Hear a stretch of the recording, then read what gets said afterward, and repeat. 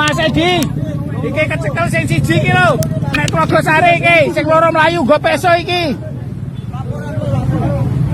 Showdown terjadi pemukulan driver Gojek di pom bensin Majapahit, Semarang oleh 3 orang yang memakai jaket hijau dan hitam serta kaos abu-abu. Tersangka pengeroyokan 3 orang yakni kaos abu-abu memakai topi berwarna hijau tua, jaket sweater villa berwarna hijau tua dan jaket hitam, dan korban mengalami luka memar di wajah. Telah tertangkap 1 orang pelaku pemukulan terhadap bapak driver ojol yang dituduh serobot antrian di SPBU Majapahit, Semarang. Pelaku yang tertangkap berprofesi sebagai juru parkir di daerah Tlogosari. Terlihat pelaku pingsan saat diamankan warga, sedangkan kedua pelaku lainnya berhasil melarikan diri.